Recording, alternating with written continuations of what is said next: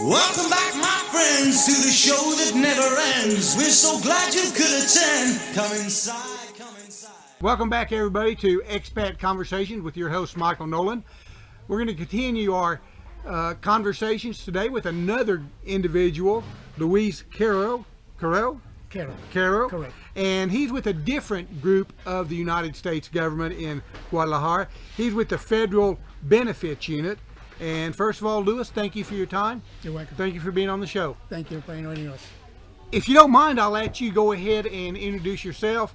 How many years you've been with the consulate, what your role is there, and what the Federal Benefits Unit does or can do for the United States citizens, expats living down here in Mexico. Great, thank you. Thank you, Mike. And my name is Luis Quero, as already you know, and I'm a federal benefit advisor investigator in the American Consulate General in Guadalajara. I've been here for 32 years already with the Mission Mexico, working with this unit. And the service we provide for the American community is all Social Security matters related for the American citizens living abroad here in Mexico or in another 6 states that we cover. We cover the states of Zacatecas, Baja Sur, Jalisco, of course, Colima, Nayarit, Sinaloa, and Aguascalientes. So if the American community is residing there, we can provide services to them in person or through the email. We are providing services now online. And tell us, if you would, what all benefits that the Federal Benefits Unit offers to the expats. What are the benefits? Okay. I mean, what services do you provide? We provide the applications for retirement benefits. That's Social Security. Social Security, yeah. All the gamut that we have, retirement benefits for the worker, auxiliary benefits for the spouse and children's eligible under age 18 and 16, widows, survivors benefits also for the worker, and also for the people already enrolled in benefits in Mexico. We provide services that for change of address, direct deposit, international, receiving benefits directly in Mexico with a higher amount, of course. And also we provide Social Security numbers for the children born abroad. Mm-hmm. Well, I know you just helped me very much with the W-7 form. My wife had received that when we got married in 2006. Mm-hmm. And a couple of years ago, they decided they wanted everybody to renew. So she had to fill out the application form and send it back in. And it was right in the height of the pandemic. And so that didn't help things. But we finally got everything resolved. She has her new number, so I can send my money into the IRS. Yeah, because with her number and my number on there. Of course. And they'll appreciate it. Although she didn't have her official request approved for the last 2 years, they have accepted my checks. So, you know, I think that was a sign saying that it wasn't going to be really a problem. It was just a time matter because of the pandemic. But things are pretty much back to normal. Earlier you mentioned it was very important maybe to set up, for us expats, to set up a bank account here in Mexico. Yes. Because you all have authority to work with the Mexican banks closer and more beneficial than you do the American banks, correct? So if I was having my Social Security put into my account in America and something happened, you really couldn't do much. But down here in Mexico, you have more authority and can help a little. Exactly. So that's your suggestions to go ahead and open up. Yeah, it's better for the American community that receiving benefits to be enrolled in an international direct deposit. We have an agreement with the Mexico Bank that it's pretty safe. We can use any bank in Mexico, not a specific bank, the small one and the big ones, and it's really faster to do that. I mean, it's quite easy, quite smooth. They just have to send us that they have an address in Mexico registered with us, mm-hmm. and they want to change their deposits to Mexico with the clave interbancaria that is provided by their bank, Mexico Bank, and then we would transfer their benefits to Mexico without a fee in a fastest way, and we change also the data when they will receive their benefits, because in the States you receive it based on your date of birth. Is that correct? Because I know I get mine every third of the month. Here in Mexico, we change it. I mean, it's always after the third day of the month. Okay. When you are receiving benefits in Mexico. without a fee, without any charge. You don't have to buy pesos because the Banco de Mexico make the transfer with the higher amount, so it's pretty. So is there a difference in the exchange rate because it fluctuates daily? Yeah, exactly. But the Banco de Mexico gave us the higher for the higher beneficiaries. benefits. The higher, So you're not really exactly. losing anything without in without the any fee. exchange. Exactly. So you don't have to buy to withdraw your dollars and then buy pesos, which that could make you a extra cost. Well, one positive thing that has just been announced, I think, on the 13th, was the fact that because of inflation and coal, the benefits for 2023 are going to go up, if I'm not mistaken, 8.7%. That's correct. So that's a great benefit, especially for us expats living down here. Now, if you're living in Beverly Hills or somewhere in California or Vancouver or Washington or New York City or Washington, D.C., your dollar doesn't stretch quite as much as it does down here. Exactly, yes. And it might not be much help. But the 8.7% down here is going to be a great benefit Versus is a great thing. Yeah, for people like us. Yes, so of course. That's a plus. So be happy. Yes, of course. Anything else that I haven't talked to? I'm going to get one of your cohorts in here in just a minute. One of your workers, Jose, if you want to sit in here with us. Sure. You can. We're going to welcome Jose Luis Chavez. He also works here with the federal consulate, or the federal benefits unit at the consulate. Thank you very much, Jose, for being on the show again. Thank you, Michael. We had him on the radio several years ago in Puerto Vallarta. Where were you? So thank you for coming back. You've been listening to us. Is there anything we haven't touched on that you think is very important for the expats to know? Well, you mentioned the COLA, the 8.7%, and the Medicare Part B is dropping. The fee from $170 is going to drop around $6.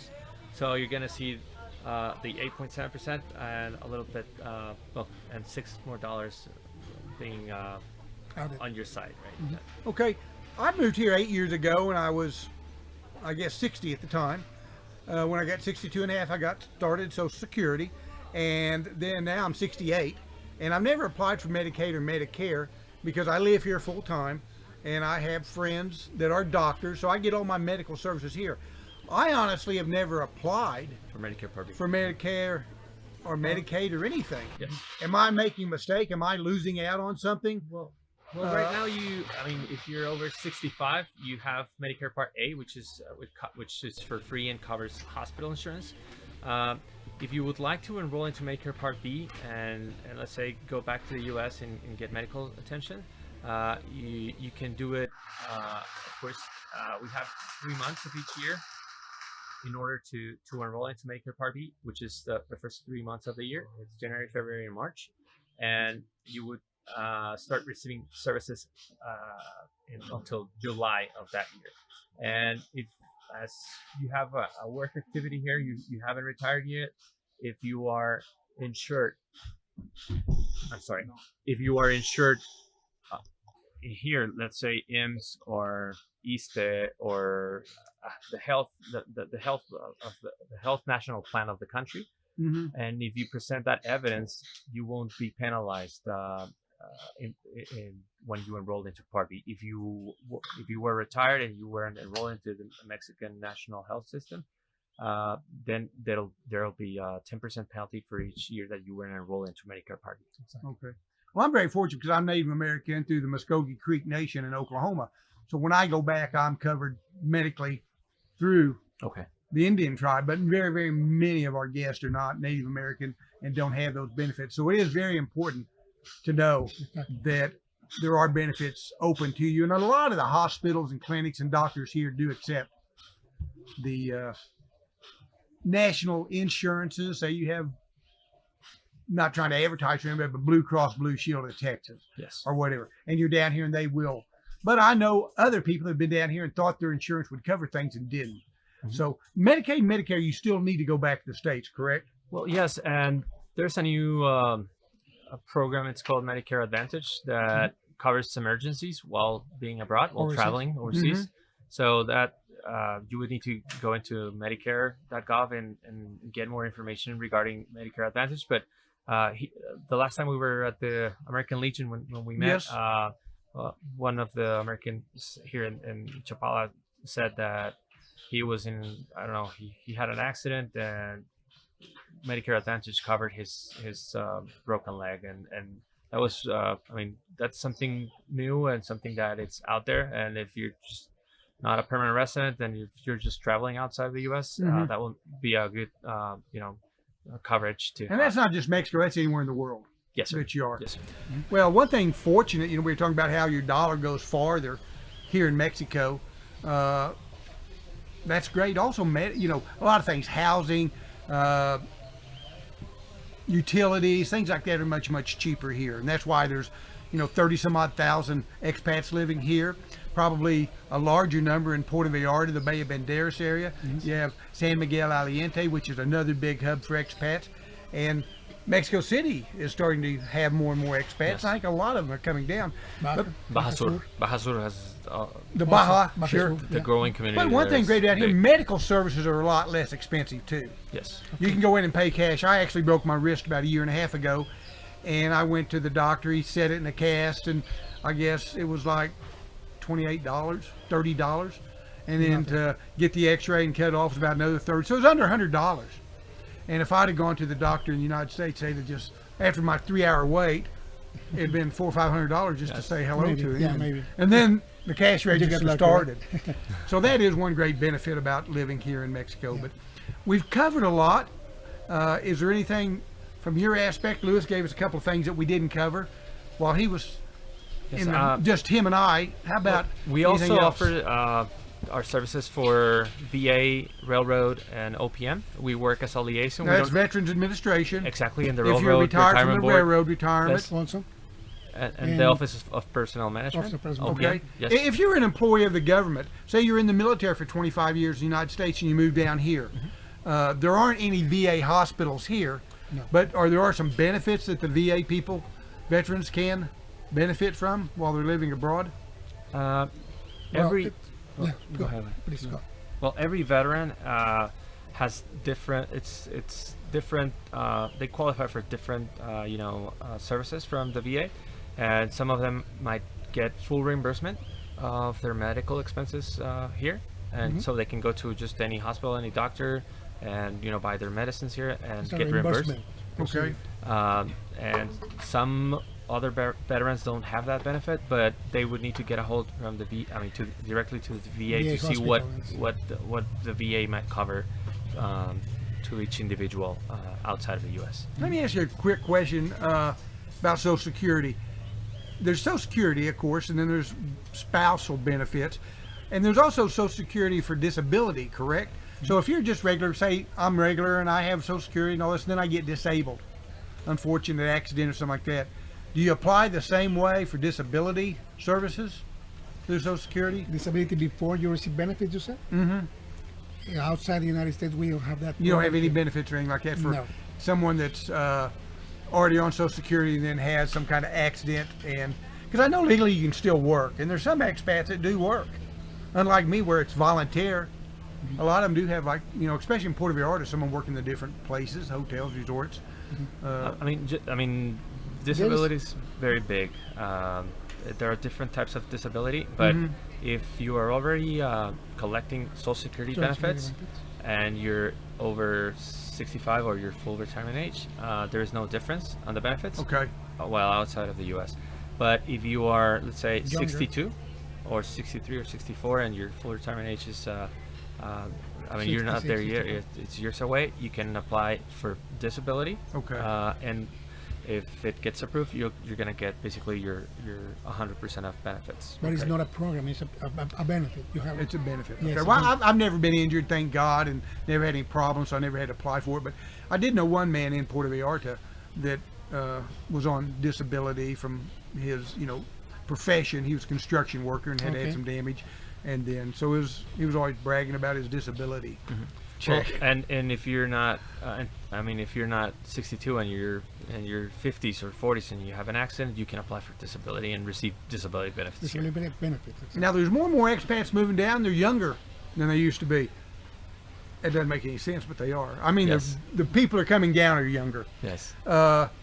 But the age for Social Security to apply is 62 Correct. and a half, correct? Or is it just 62 and you 62. get it? 3 months before 62, you can 3 apply months for it. before. 62, Okay. yeah, you will be eligible at 62, but we could take your application 3 months before. 3 months early. Okay, so it's very, very smart to apply early because there is a waiting process. But Exactly, because mine we went are, really, we are really outside the smooth. United States and our applications is international.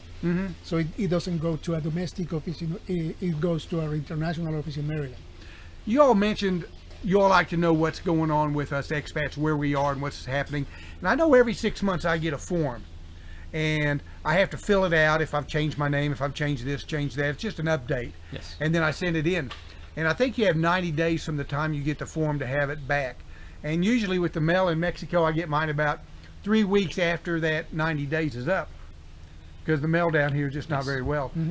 But you now can do it on the internet, correct? Because I think I did my last one on the internet and sent the information to you all, and you approved it and said, okay, we have your updated information, nothing's changed. And so that's an important factor that we have to be notified once. I think it's every 6 months I get that notification.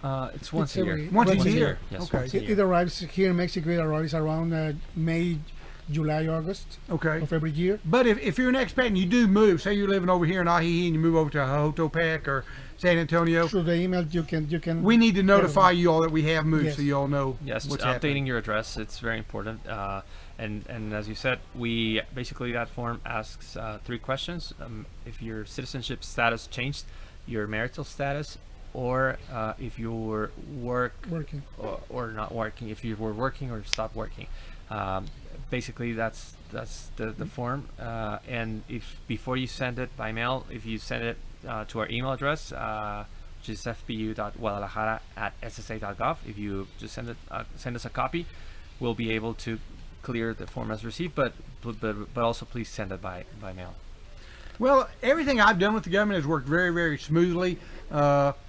And I want to say thank you and congratulate you all because you all have a huge area to cover. And I know you all know the number of expats is growing More, yeah. all the time. And so you all work very, very hard and we appreciate you, it. Michael. Thank you for everything you all Appreciate do. it. Thank you for that. Do you all have anything to do with the voting? I know we're almost here at the midterms. We're shooting this about a week before the midterms, and it's too late to do that. But are you all involved? That would be the American Citizen Services. American Citizens Group, Office. okay. Eric, Well, I know the Democrats abroad are very, very active down here in Mexico, and make sure that everybody's enrolled and can vote in your state or whatever. So be sure you get involved with Americans. With Did you guys Democrats discuss abroad. about our email address and the time frame? Yeah, but would you please give it out one more time? Just Well, if it's F for federal, B for benefit, U for unit, .guadalajara@ssa.gov, and we usually take less than 5 days to answer and get back to you. We can basically take any service either over the phone or over the email. Or general questions. Or general questions. And it's for free. All of our services are for free, so we're just an email away from you. is there anything I didn't mention that you want to get out there? We talked a little bit about the new consulate going to be built, and that's later on. Elise was talking earlier about there's a very, very special event coming up. I think in December. It's going to be the 200th anniversary Yes. of the relationship. Well, Formal. Our federal benefits unit just turned 55 55. this year. 55? In October. Congratulations. Yes. So Okay. our office is the oldest one And the largest. and the largest here in Mexico. We just turned 55, and yes, the bilateral relationship between Mexico and There's going to be a lot of the special US. things and events, and you can go to the website and learn about that. Yes. And be sure you sign up for STEPS because they do send out the information Yes. to of you. course. Yes. And I heard on the news that they've hired, or the Congress has given a lot of money for the new IRS agents, and I wish they would give a lot of that money to you all. Because in my idea, I think you all do a better job and are more beneficial Well, we like to pay money, right? than We like the to- IRS people, and I think I don't know. I just know what I read. Yes. You know. Well, we get paid to pay people. So We like to get the people enrolled. Well, Yes. that's and true. To receive the right amount and the right time. Yeah, you all are giving money back to where those other guys are taking money away. Gentlemen, I want to say thank you very much for your time. It's been a Appreciate great it, Thank honor you. to Thank have you Thank for you for inviting having us. us. A lot of good information, and the best thing to do is just go to the website, and like I said, they'll answer you in 3 or 4, no longer than 5 days. and then you can start the conversation and get anything that you need Exactly. done. And just for Done. Guadalajara office, we get over like 10,000 emails a month. So that's why. 10,000? Yes, that's why Almost. like we don't have the resources to get a call center just to get phone calls, but emails working pretty much very well and And it's safer for the customers because they have a written response, and in writing, a response in writing, and they can keep track of all the procedure because all the emails are registered. Well, Jose, Luis, thank you very Thank much you, for your Michael. time. We appreciate Thank it. you, Michael. Thank you, And Michael. Please take your time. Go ahead and go to the website, find out all the information We're that gonna you get need, closer. and get your problems resolved. They'll help you, I guarantee you. They have me. Thank you very much for tuning in to Thank you. another episode you. of Expat Conversations with Michael Nolen here on the University of Guadalajara website. Thank you very much. Happy trails to you until